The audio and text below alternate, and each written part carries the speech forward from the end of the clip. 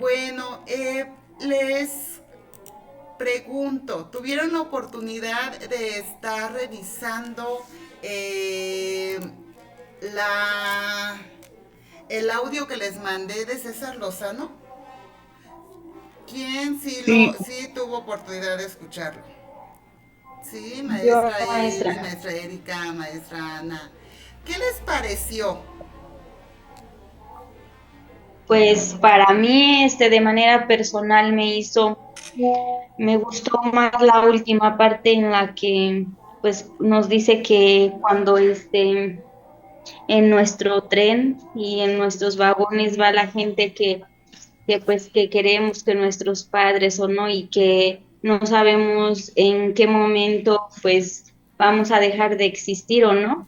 Y pues todo esto pues me lleva a relacionarlo con el trayecto que he tenido de manera ahora sí profesional y educativa con mis alumnos, o sea que sí realmente pues he dejado huella, como decía, ¿o no? Que sí he dejado también en mis alumnos cosas buenas, a lo mejor también cosas malas o errores o cosas o no que pues sí te llevan a como que a reflexionar de tu práctica docente, o sea, si realmente estás sirviendo lo que pues estás haciendo y todo.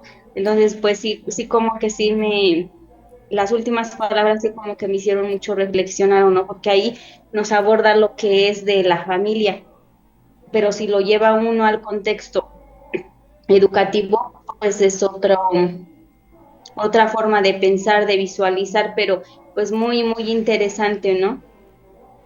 Muchísimas gracias, maestra Erika. ¿Alguien más nos Sí. quiere comentar? Ahorita les voy a decir por qué les mandé ese audio, por qué lo escuchamos y por qué se relaciona con epistemología y por qué estoy empezando con esta parte y no normalmente con la presentación. Maestra Eli, usted levantaba la mano para la participación. Sí, maestra, le escuchamos. Bueno, pues a mí me pareció muy gracioso. Creo que es una forma diferente como aborda, pues no sé qué sea, si conferencista o algo así, pues la parte esta de cómo somos diferentes los hombres y las mujeres, ¿no?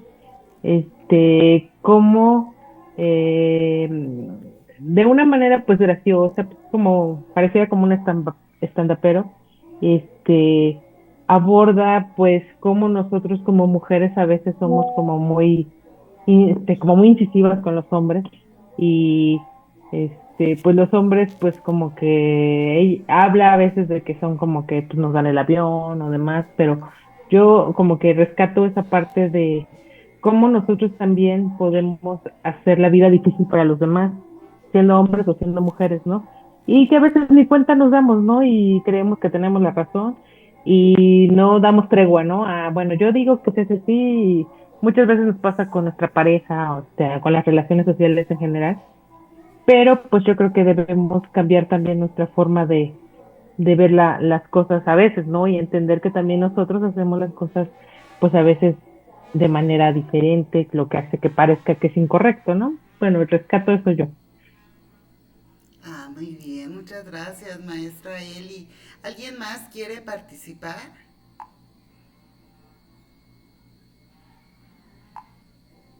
¿Nadie más? Bueno, vamos a empezar a hablar. Les empecé a preguntar sobre esto de la conferencia con César Lozano. Y les decía que de manera Creo que ya no se personal. oye, o soy Ah, yo. ¿no me escuchan? No, no me escuchaba No. porque es que no tengo prendido el audio, yo creo que por eso. Les comentaba que de manera personal, a mí la materia de epistemología de la educación, cuando yo la cursé hace algunos cuantos años en el doctorado, creo que fue uno de los módulos que más me marcó, porque me ayudó a comprender cosas que antes no comprendía, a ver cosas que antes no veía y a dejar de juzgar cosas que antes juzgaba o prejuzgaba y que ya ahora, antes de hacerlo, hago un momento de reflexión y digo, y más bien me pregunto, ¿por qué está viendo esa realidad que no estoy viendo yo? porque desde la realidad de las personas, desde la realidad de mis padres de familia, desde la realidad de mis alumnos, desde la realidad de mi compañero de trabajo, desde la realidad de mi director, desde la realidad en la vida personal, en la realidad de mi hijo, en la realidad de mi hija, en la realidad de mi esposo, en la realidad de mis suegros, todo lo que piensan es válido, solamente que cada uno de nosotros lo concebimos de diferente manera. Y cuando nos empezamos a dar cuenta de eso, empezamos a sufrir menos, porque en lugar de tomarnos lo personal, empezamos a ver por qué lo está haciendo así o por qué yo estoy reaccionando de esa manera desde cómo fue educada, desde cómo, incluso desde cómo fui concebida, cómo fue el trayecto de embarazo de mamá, cómo fue mi contexto aún cuando mi mamá estaba embarazada, ahorita con toda esta onda de la parte de constelaciones familiares y con toda esta parte que se ha implementado dentro de la ciencia para poder explicar desde la biodescodificación, desde todo esto, nos ponemos a ver que la realidad es totalmente distinta y la vemos de manera diferente. Ahora que si nos vamos en el campo educativo, todos los planes y programas tienen una parte epistemológica, tienen un sustento epistemológico, sociológico, pedagógico, psicológico. Todos los planes y programas, sin excepción, ¿eh?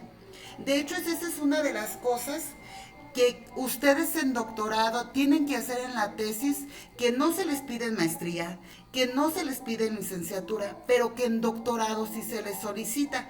Cuando ustedes están en la elaboración de la tesis en la parte del marco teórico, a ustedes sí se les pide, a ver, ¿cuál es el sustento? Dime tu encuadre teórico y dime cuál es tu sustento epistemológico, sociológico, pedagógico y psicológico de tu documento de tesis.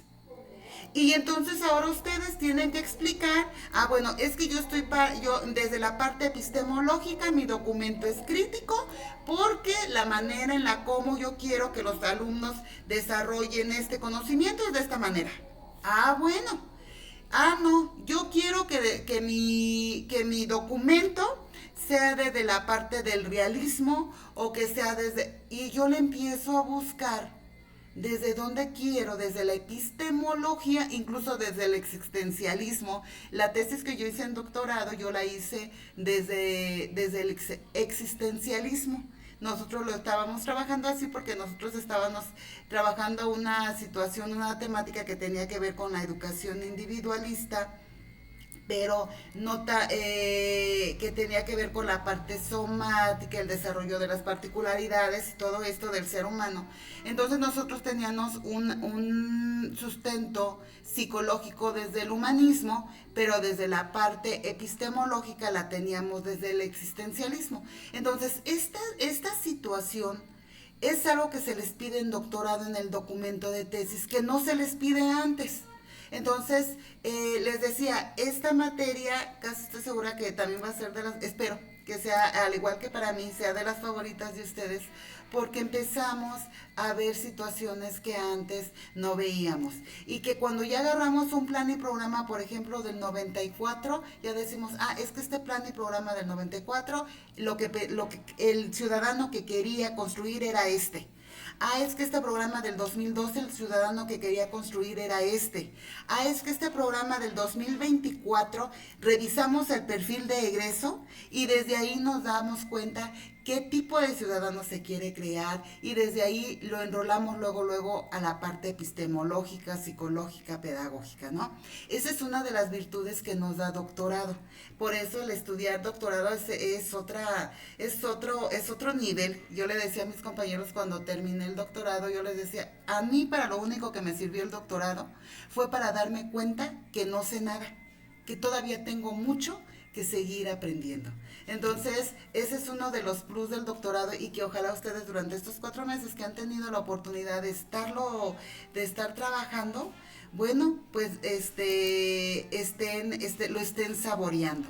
Entonces ahora sí, vamos a iniciar propiamente con la parte de la presentación y durante la explicación vamos a ir sacando algunas cosas del documento que ustedes debieron de ver de haber estado laborando, de haber estado estudiando o escuchando con César Lozano. Quien no lo ha escuchado, no se preocupe, todavía tiene la oportunidad de hacerlo. El propósito de este módulo básicamente es de que ustedes puedan construir un concepto propio sobre epistemología, aprender a diferenciar una teoría del conocimiento con una teoría epistemológica y también poder hacer una diferenciación entre lo que es una postura epistemológica de origen, una postura desde el origen del conocimiento, desde la parte de la esencia del conocimiento y cómo este se va construyendo. Nosotros para este módulo tenemos estas evidencias. Vamos a tener 2 sesiones.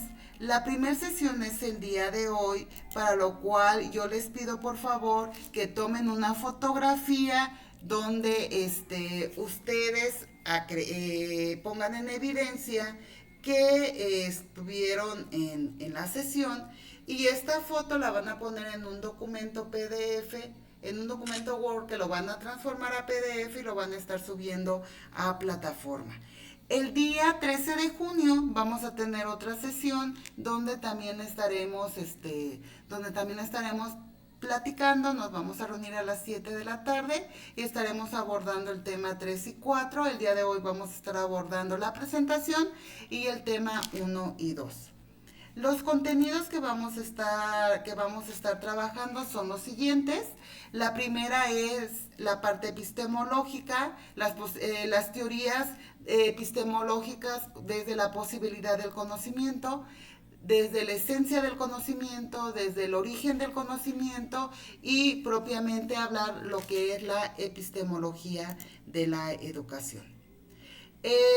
Para poder trabajar esta parte, las actividades la actividad socioemocional que vamos a estar trabajando tiene como tema mi viaje interior hacia el liderazgo, que estarían trabajando a partir del día de hoy hasta el día 7 de junio. La actividad de aula invertida, que van a elaborar una historieta con lo que extraigan del contenido del tema 1 y del tema 2. Lo estarían trabajando del 8 al 14 de junio. El producto global es un cartel que estarían trabajando del día 3 al día 4, que estarían trabajando el tema 3 y el tema 4 y lo estarían entregando del 15 al 20 de junio.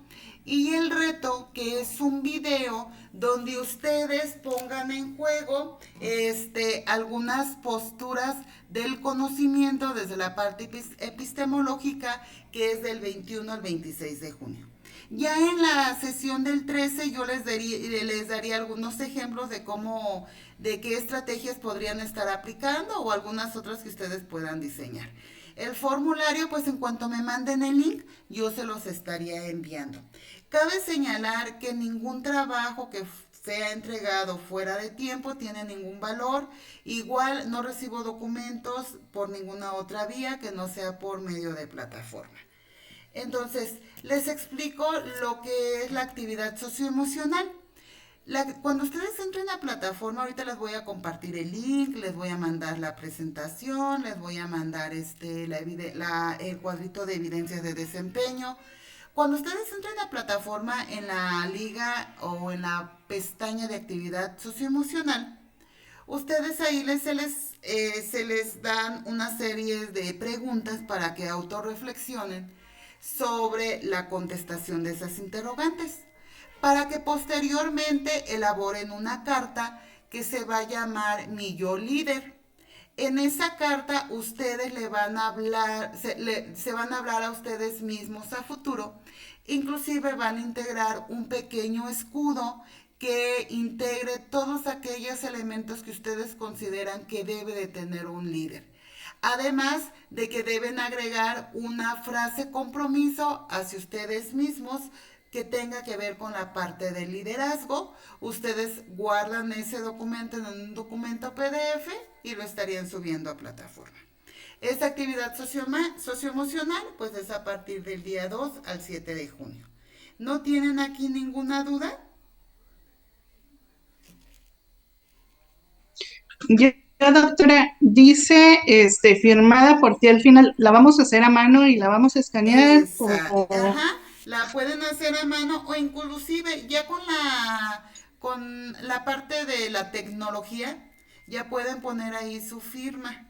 Ya pueden, yo lo que he hecho cuando tengo que firmar documentos que voy a enviar, yo le tomo una fotografía y ya después, la paso escribo el documento, ya después la paso al documento y así la mando. Pero igual, ustedes si a ustedes se les hace más fácil escribir la mano y escanearla, igual tampoco no tengo ningún problema. Entonces, doctora, si la quisiera uno hacer así en el programa de Word directamente, no se valdría o cómo. Sí, usted lo puede hacer en un documento Word y ya nada más la firma, o sea, le toma una fotografía, usted firma en una hoja blanca, la, le toma una foto y luego esa foto de su firma se la pega al documento. Ya. Ajá, así también la pueden Sí, hacer. Ajá. sí, doctora, gracias. De nada. ¿Alguna otra duda, compañeras maestras? ¿Ninguna? Bueno, entonces continuamos. No, doctor. Entonces continuamos. Bueno, yo les pedí, eso no se los dejé de tarea ni hicieron el cuadro comparativo, solamente les pedí que escucharan la conferencia de César Lozano, porque lo que quería que extrajeran de esa conferencia es cómo hay una diferencia muy marcada entre cómo interpretamos una misma realidad los hombres y cómo interpretan esa misma realidad de una manera muy diferente las mujeres. ¿Quién de ustedes recuerda un ejemplo claro de lo que menciona César Lozano entre lo que una misma realidad lo concibe el hombre y lo concibe la mujer? ¿Quién recuerda? Solamente una. ¿Quién dice yo? Yo, doctora, A ver, empecemos.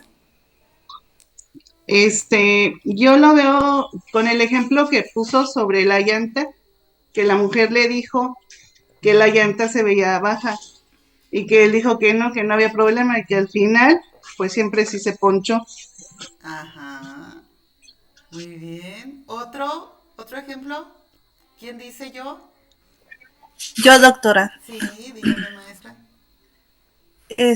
también la parte donde menciona, por ejemplo, que las mujeres tendemos más a hablar, a tener que hablar más que los hombres, o por ejemplo, cuando ellos regresan, que les queremos como que sacar plática y ellos son muy, digámoslos, como muy simples, pues vayan sus respuestas, y nosotros no somos tanto. Incluso mencionaba que si al hombre le vamos a decir algo, tenemos que ser muy claras, específicas y hablarles de la manera más sencilla. Por ejemplo, decía acerca de que te habló tu mamá, ¿no? Que si te habló tu mamá y que nosotros, y eso es una realidad, bueno, a mí en mi caso sí me pasa. Este, Cuando le voy a decir algo a mi esposo, empiezo, pero siempre es algo con muchos temas más y ya después cuando le pregunto de días o qué sé yo, él me dice, pues no me acuerdo. Entonces ahora entiendo el por qué mi esposo no se acuerda de las cosas que le digo. Entonces hay que ser muy claras con ellos porque pues no piensan de igual manera que nosotras. Muy bien. Otra de las cosas que viene ahí es de que a veces damos por hecho situaciones que a ellos no les platicamos y que como que queremos que ellos sean magos y adivinen lo que nosotras estamos pensando o sintiendo. O simplemente cuando nos dicen que si queremos ir a comer, ¿no? Que también ahí decía, es que, pues Dime dónde, no, a donde tú quieras, no, pero dime a dónde quieres ir a comer, no, a donde tú quieras, y ya cuando ellos nos llevan a donde ellos quieren, ya nosotras ya estamos enojadas porque nos llevaron ahí. Entonces, fíjense cómo desde la parte biológica, yo no estoy en contra del feminismo, ¿eh? O sea, no, creo que nuestro papel nos ha costado mucho, mucho, mucho a las mujeres el poder recuperar, el poder tener muchos de los derechos de los que ahora gozamos, pero sí, biológicamente estamos diseñadas para hacer cosas que los hombres no pueden hacer. Y los hombres biológicamente están diseñados para hacer cosas que nosotras pues se nos dificulta un poquito más, ¿no? Desde nuestra infraestructura, por nuestra parte biológica. Y no por eso seamos unos más o otros menos, ¿no? Pero, ¿por qué les dejé que vieran por qué les dejé que vieran, escucharan este audio? Para que empezáramos a comprender que una misma realidad tiene diferentes puntos de vista, porque todo el mundo crecemos con programas que algunos autores los llaman como paradigmas. Todos creamos paradigmas y es muy difícil para nosotros salirnos de esos paradigmas muchas veces porque la realidad o nuestra vida, nuestras experiencias nos han llevado a tener esos paradigmas y que nos hacen reaccionar de esa manera. Por ejemplo, yo si vengo de un matrimonio, soy divorciada y si vengo de un matrimonio donde sufrí mucho, es lógico que cuando tenga una nueva relación o dependiendo de lo que yo haya vivido, conciba esa relación o esa realidad de una manera muy distinta a otra persona que a lo mejor también se haya divorciado, pero que su situación fue totalmente distinta a la mía. Entonces, cada quien tenemos una realidad diferente de acuerdo a las experiencias a las que hemos estado expuestos. Entonces, a toda esa realidad le da contestación la parte de la epistemología. Les voy a pedir, esto pues, si estuviéramos de manera presencial, pues lo pudiéramos hacer con nuestros compañeros, pero, y pues que tuviéramos un poquito más de tiempo, ¿verdad? Pero les voy a pedir, por favor, que de estas actividades que vienen aquí, les voy a pedir, por favor, si no están solas en su casa, vayan y le pregunten a su familiar, qué es un palitroche. Así como que se levantan y búsquenos y pregúntenle, oye, ¿qué crees que sea un palitroche? Y a ver qué contestación les da. ¿Sí? A ver, entonces, si están solitas, bueno, pues no podrían hacer la actividad. Pero si no están solitas, por favor, levántense y vayan para que le pregunten a alguien qué es un palitroche.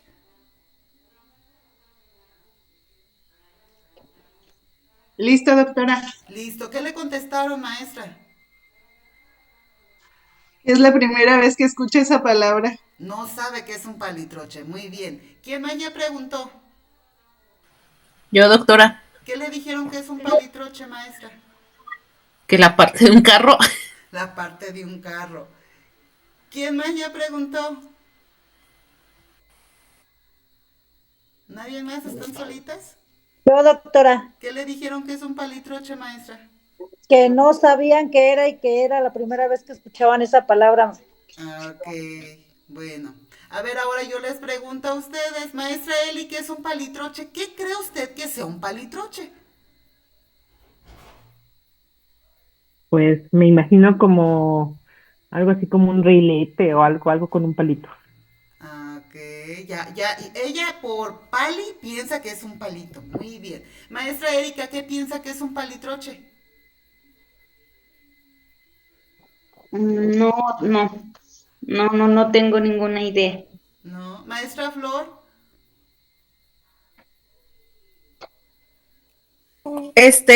Mi hijo me dijo que era un palito con un troche, que algo así como los que tienen los diablos, me dijo.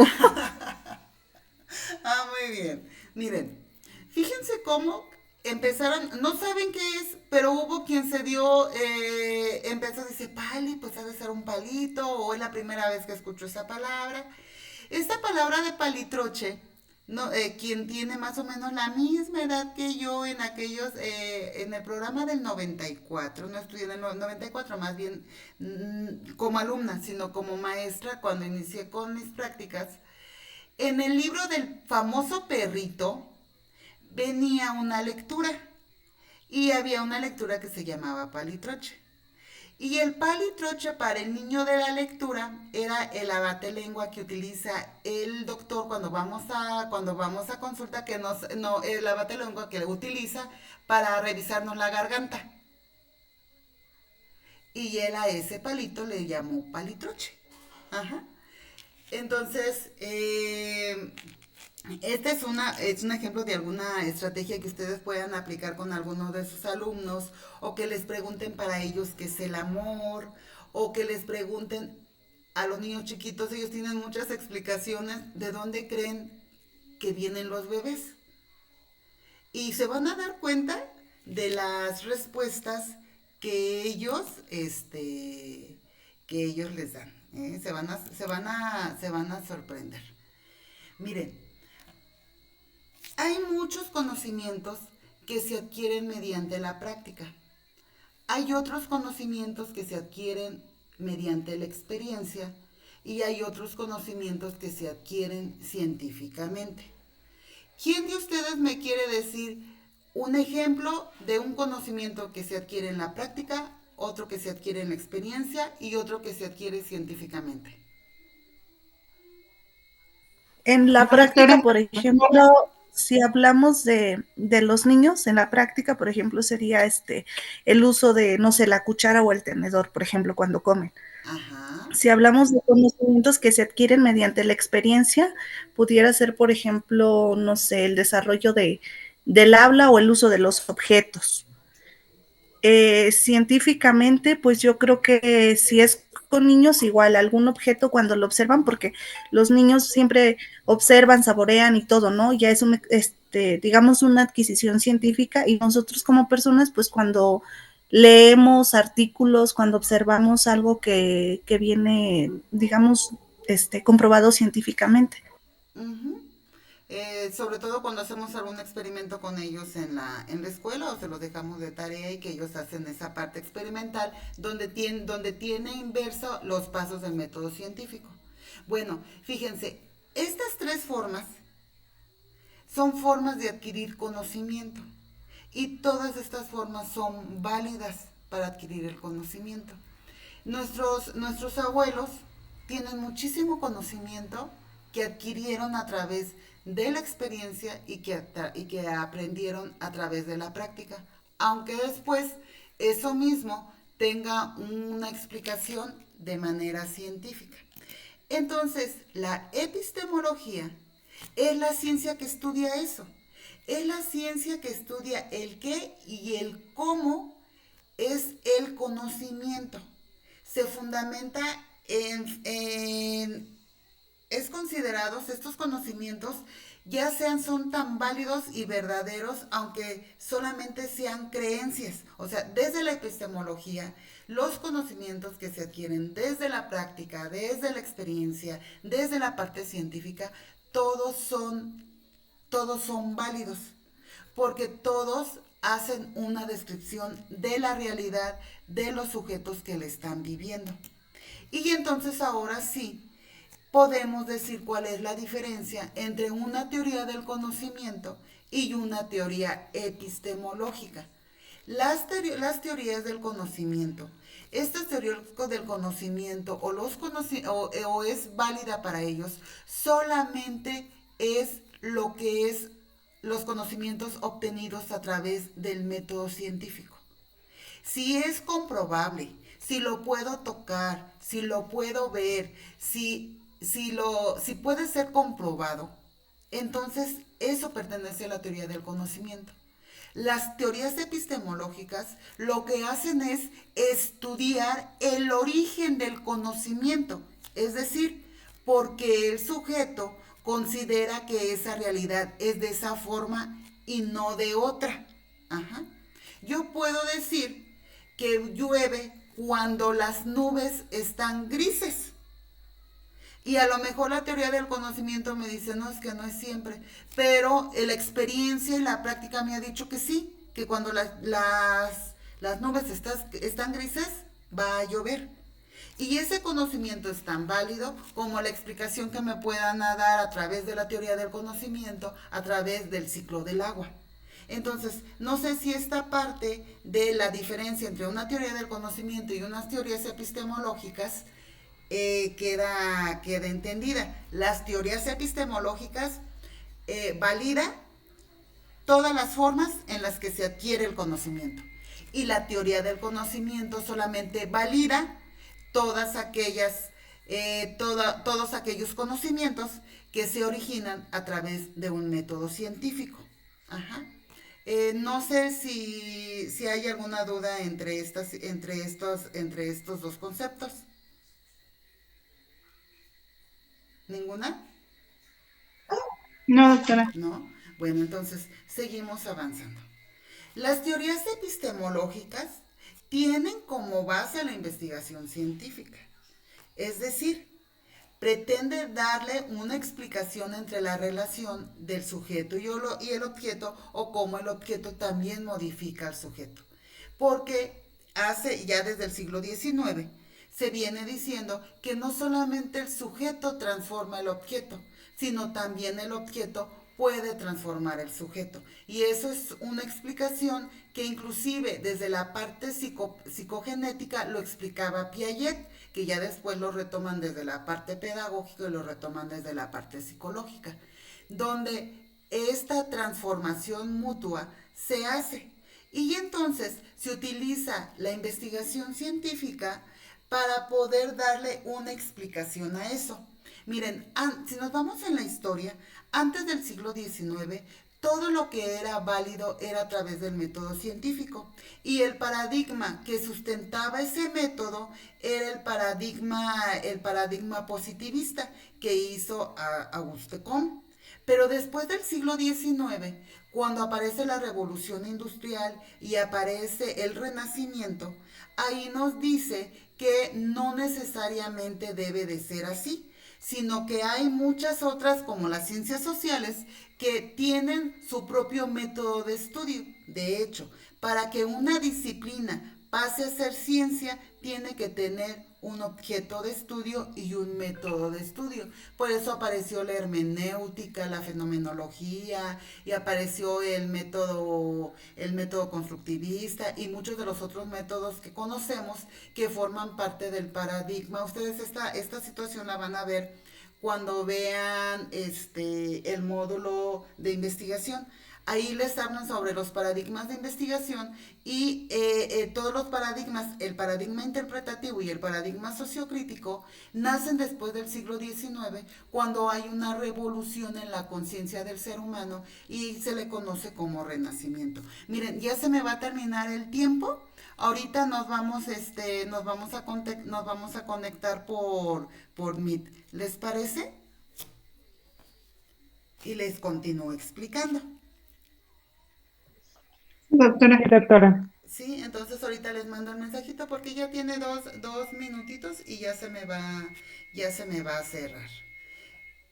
Entonces, esto les digo, tiene una explicación desde la parte histórica y cómo se relaciona, cómo el ser humano transforma esa visión de la realidad de que venía desde una época de la época medieval, donde fue la época de la Edad Media, y cómo cuando pasa a la época del Renacimiento, la época moderna, hay un cambio de paradigma en las personas y por lo tanto la interpretación de la realidad también cambia. Déjenme les mando el link porque ya se me va a cerrar. Entonces, ahorita continuamos con nuestra clase, queridas maestras.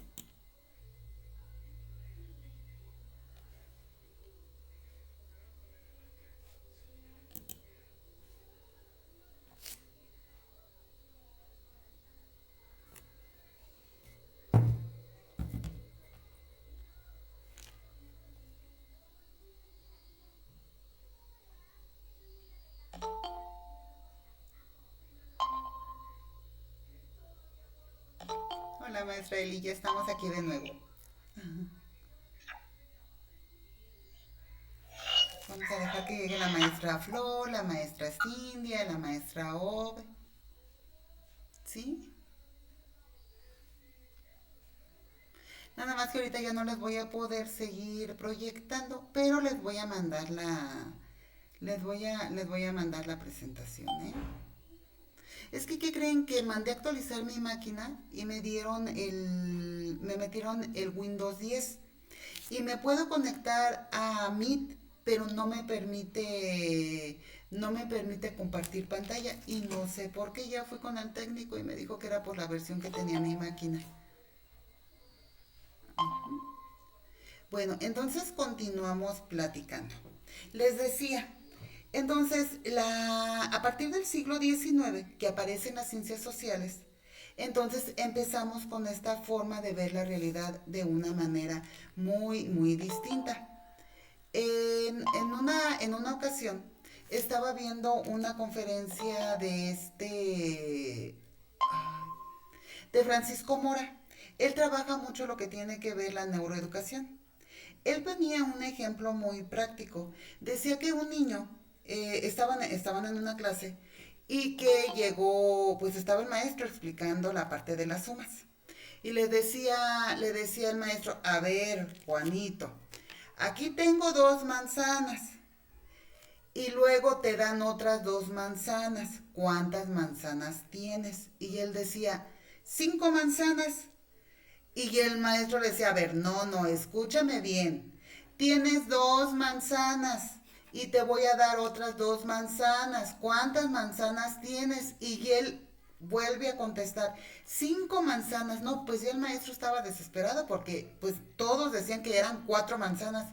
Y él dice, no, maestro. Y ya hasta después le dice el maestro, a ver, Juanito, ¿por qué dices que son 5 manzanas? Dice, maestro, es que yo traigo una manzana de mi casa. Las 2 que me va a dar usted y las otras 2 y la que yo traigo de mi casa, ahora voy a tener 5 manzanas. Entonces nos hacía una reflexión de que la realidad concebida por las personas pues es diferente, porque tiene mucho que ver en cómo se entienda lo que se está, de cómo se está entendiendo, de cómo se está entendiendo la situación. También nos daba otro ejemplo. Decía que se subió a un autobús, que una persona va y se sube al autobús. Y que se sube al autobús y se sienta, él venía cansado de trabajar, pero en el autobús venía un señor con sus 2 hijos. El señor venía como ido, pero los niños estaban arriba del asiento, ya se bajaban, ya se peleaban, ya se jaloneaban, ya hacían. Y entonces el otro señor ya estaba desesperado porque el señor pues no calmaba a sus hijos hasta que les dijo, niños, por favor, ya se pueden tranquilizar y sentarse. Y el otro señor como que sale de su espasmo y le dice, ay, discúlpeme por favor y disculpe a mis hijos. Lo que pasa es de que nos acaban de avisar que mi esposa tuvo un accidente y que murió. Y entonces el otro señor se quedó pasmado, ¿no? Entonces, a veces hacemos conjeturas de realidades porque no sabemos lo que está viviendo la otra persona. Y entonces muchas veces nuestros niños llegan a nuestros salones o si somos directivos, nuestros compañeros maestros llegan a nuestras escuelas esperando que la escuela o que el salón sea un oasis dentro de todo lo que están viviendo. Y a veces nosotros hacemos más complicadas más complicadas las realidades. Entonces, así como hay conocimientos que se adquieren por práctica, como hay conocimientos que se adquieren por experiencia, como hay conocimientos que se adquieren por base científica, hay teorías del conocimiento que se adquieren por esencia, que se adquieren por posibilidad del conocimiento y que se adquieren por origen del conocimiento. ¿Cuál es la diferencia entre unas y otras? La diferencia es en la manera en la como nosotros accedemos a ese conocimiento.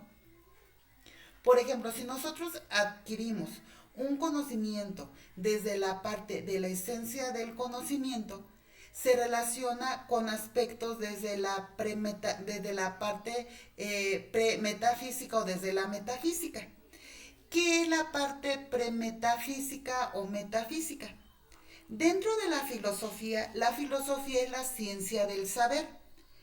La filosofía encierra a todas las ciencias y a todos los conocimientos que tienen una explicación.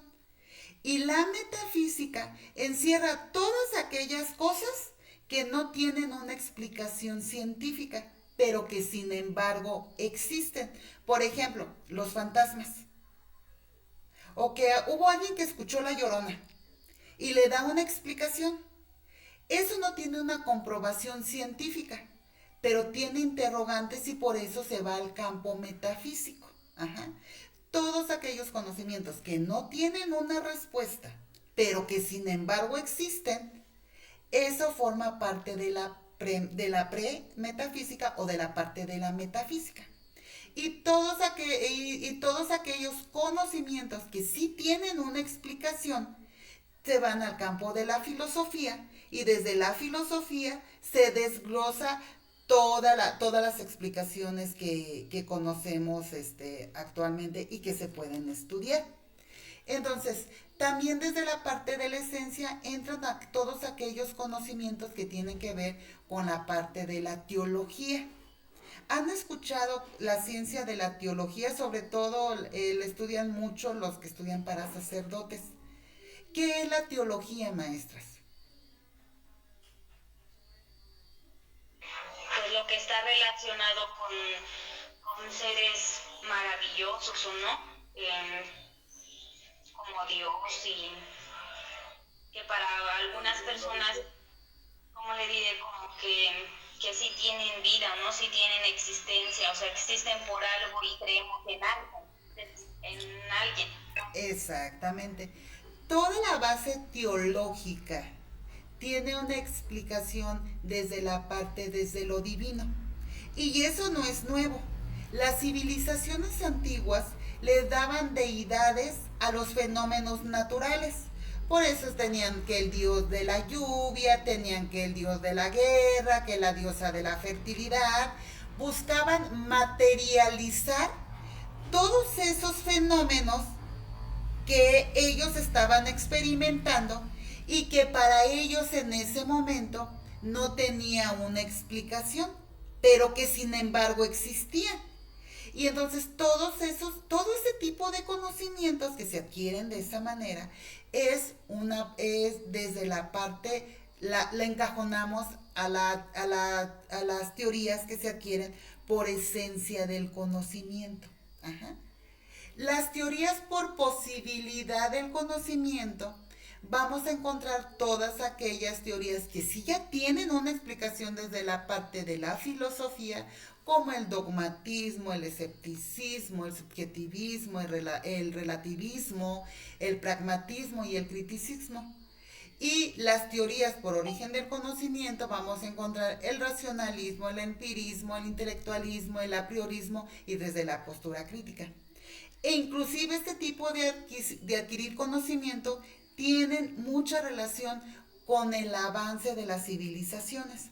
Por ejemplo, las teorías por esencia tienen su fundamento en las culturas de las civilizaciones antiguas. Las teorías por posibilidad de conocimiento estas se gestaron a mediados del siglo XVIII, inicios del siglo XIX. Y muchas de las teorías que están por origen del conocimiento se relacionan más a las del siglo XX. Pero todas estas tienen como base científica, sobre todo las teorías por origen del conocimiento, tienen como base científica lo que es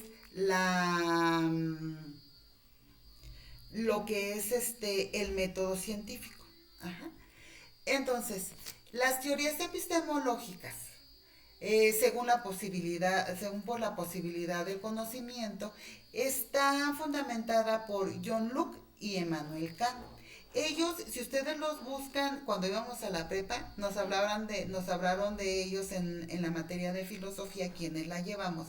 Y ellos fueron algunos de los primeros que estuvieron trabajando como que esta parte del criticismo.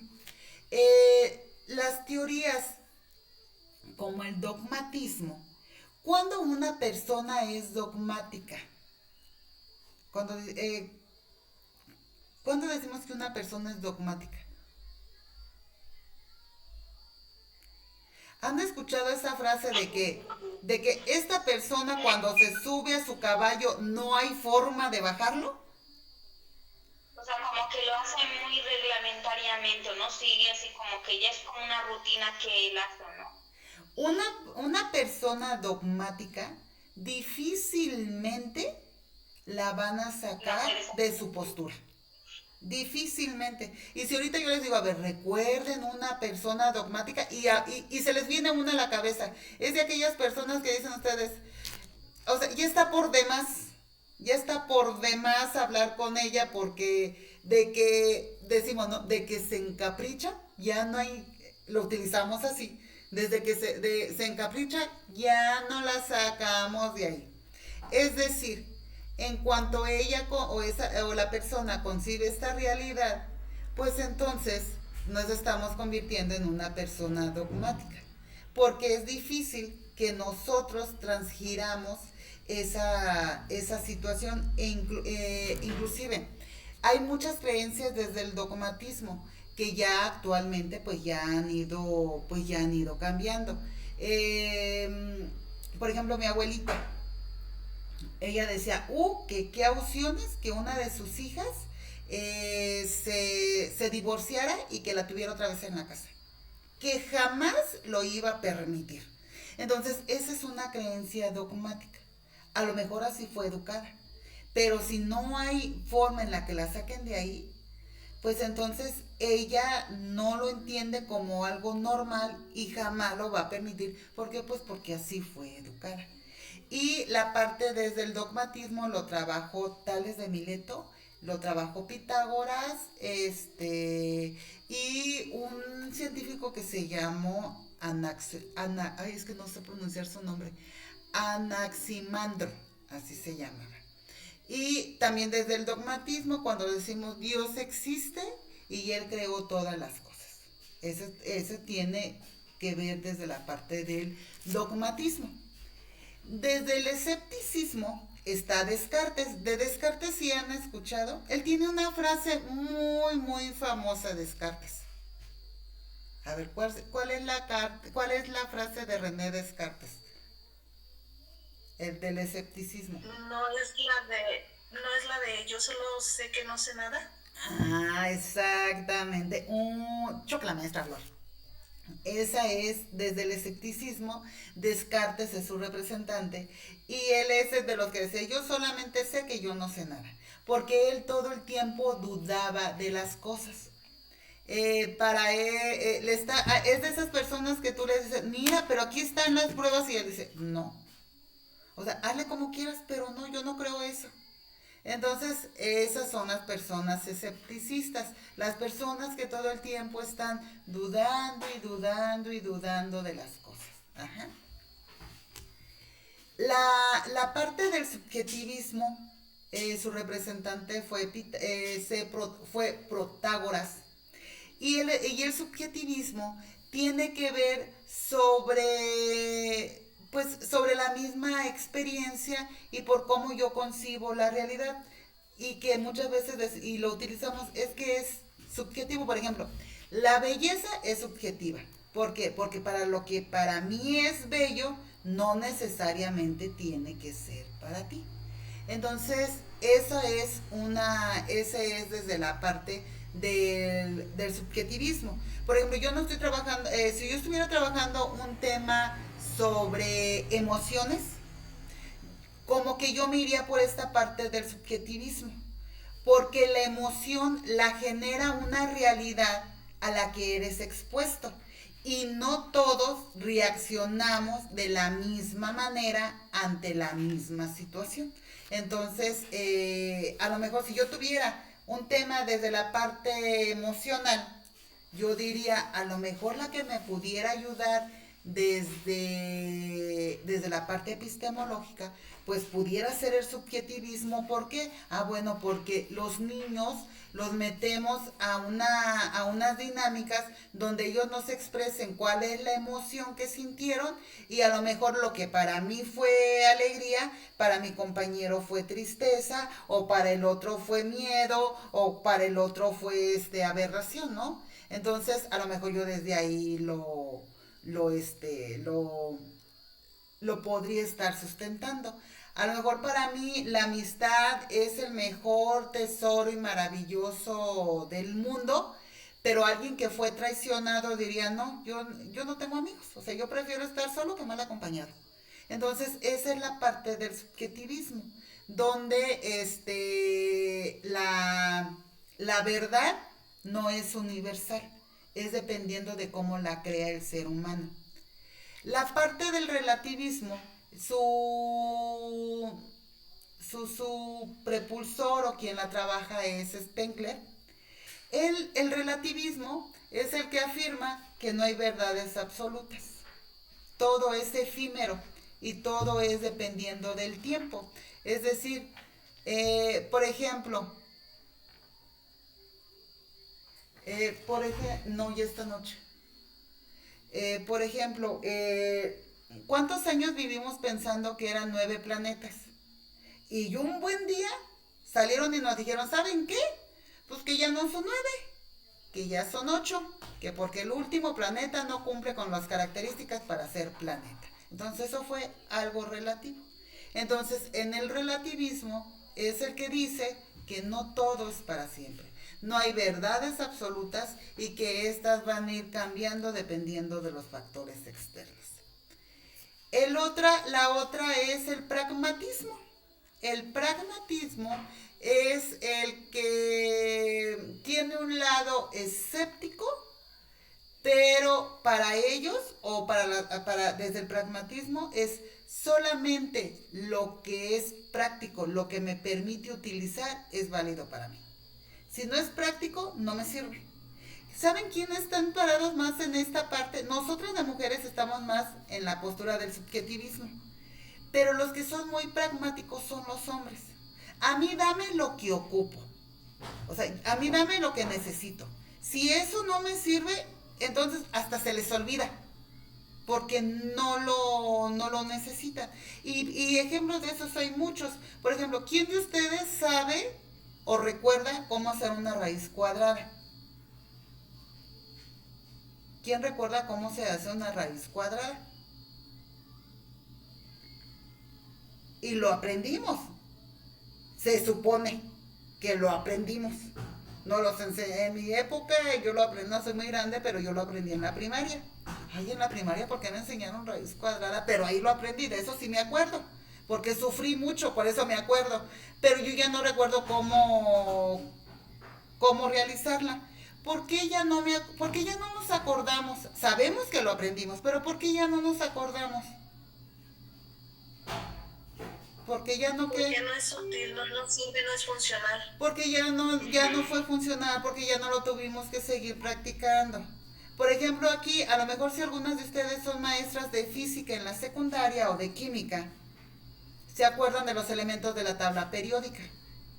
Acuerdan símbolos, signos y se acuerdan de todo eso. Pero las que trabajamos en primaria, que ya no agarramos la tabla periódica para nada más que cuando los que ya tenemos somos mamás y se los piden a nuestros hijos, es cuando nos acordamos de la tabla periódica, pero ya no la recordamos como en su momento. Yo recuerdo que yo me la tuve que aprender de memoria, tuvimos un examen solamente de eso, pero ya no recuerdo, es más, ya no recuerdo ni cómo hacer las fórmulas, de hacer las combinaciones para hacer las reacciones químicas, y yo sé que lo aprendí, pero como ya no lo usé, pues ya no me acuerdo. Sí, maestra Osbe.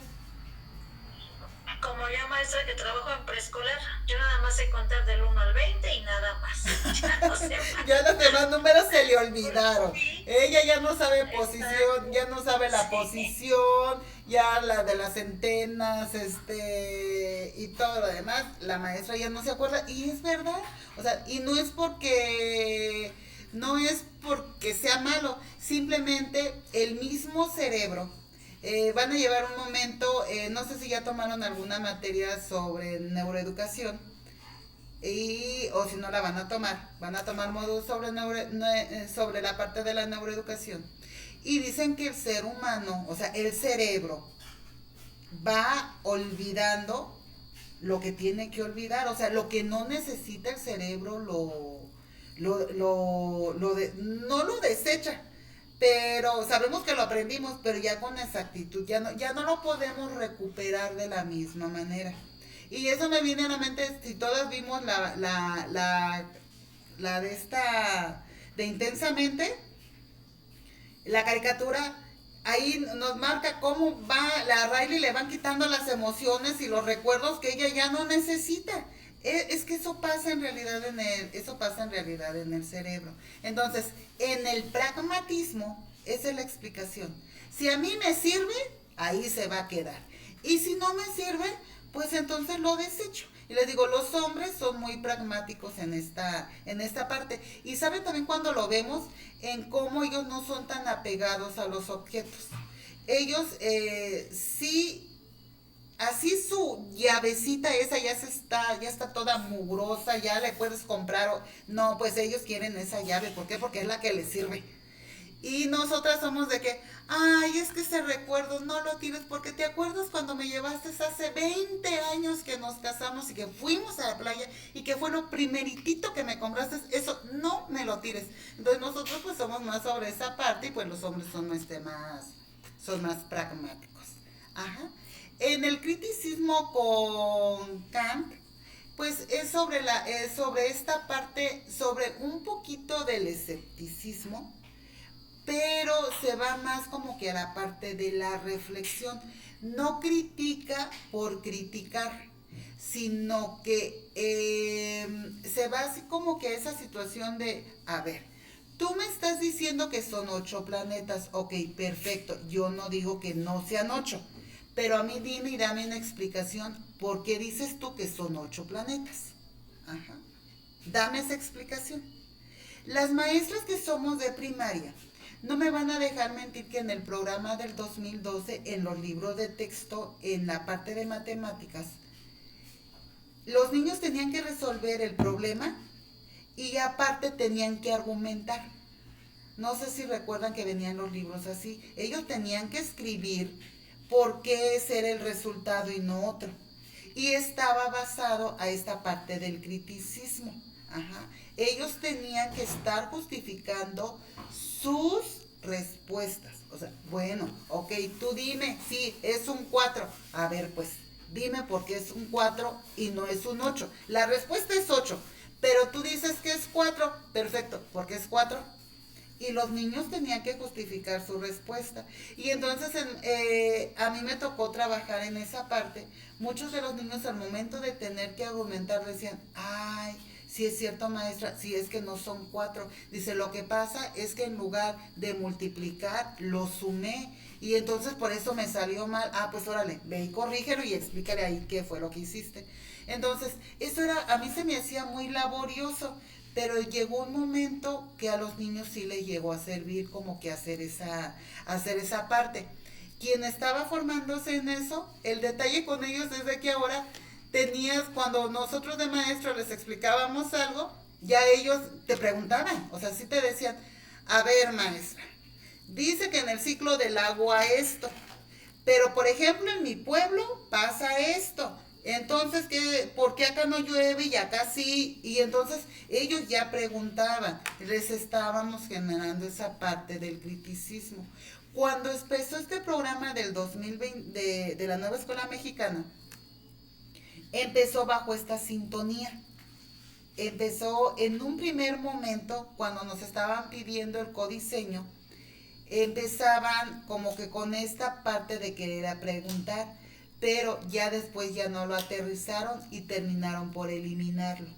Entonces ya no se aterrizó en los planes y programas ahorita, va más cargado esta parte de la socialización, al cuidado del medio ambiente, a la parte emocional, pero el criticismo en el programa del 2012, en el libro específico de matemáticas, en ese sí venía así y entonces así se estaba trabajando, porque en el criticismo no se trata de criticar por criticar, tienes que argumentar lo que estás, pues lo que estás diciendo y para que la otra parte también lo haga. Se estaba manejando algo como el método dialéctico, donde estaba la tesis, antitesis y síntesis. Era, a ver, ¿tú qué sabes?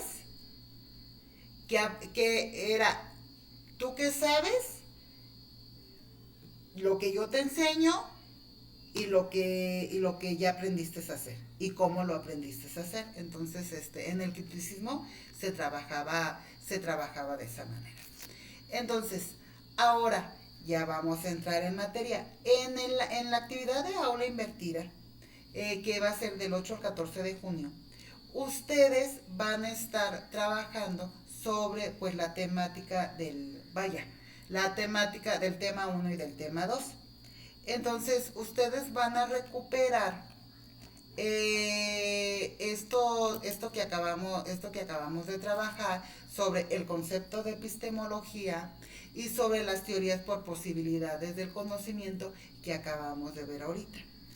En la grabación estuve explicándoles y yo estuve pasando las diapositivas para que si tienen ustedes la necesidad de regresar a la grabación, en las diapositivas está.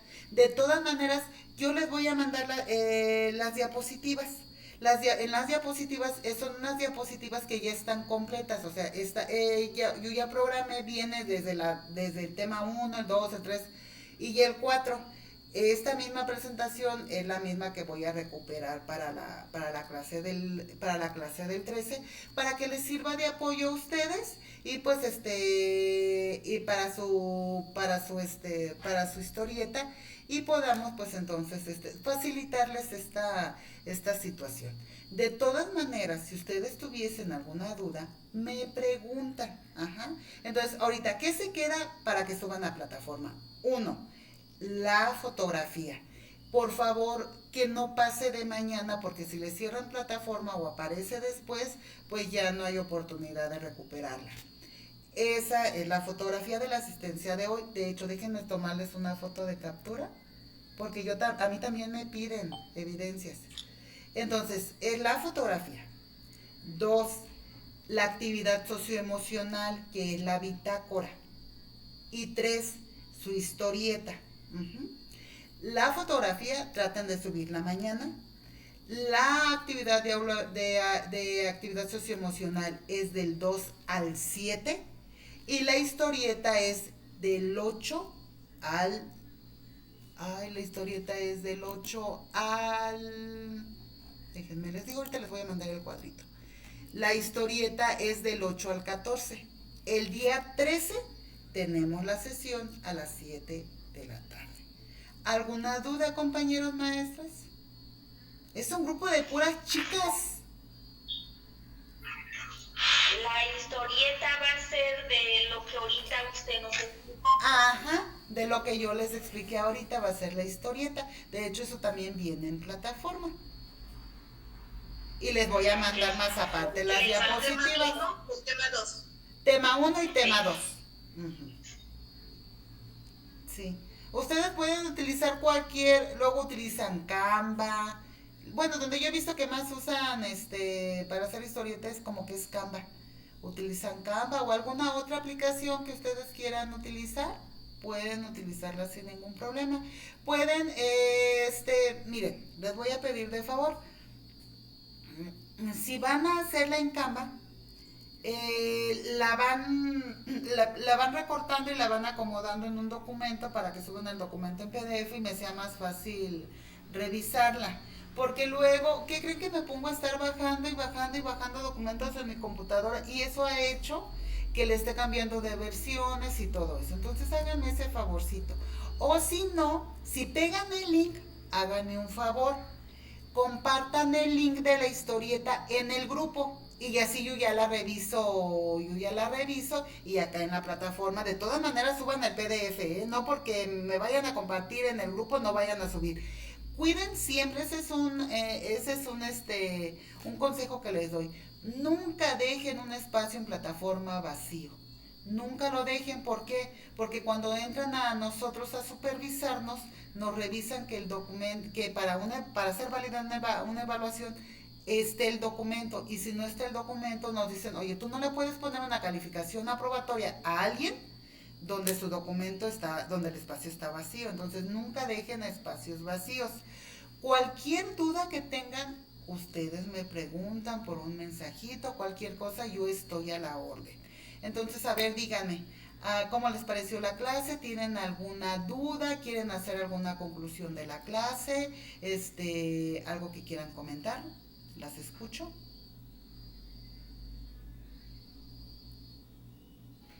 Doctora, todo lo de las actividades que menciona las va a subir a la plataforma, ¿no? Sí, de hecho están en plataforma, maestra, y yo ahorita en el grupo les voy a, de hecho ya lo estoy haciendo, les estoy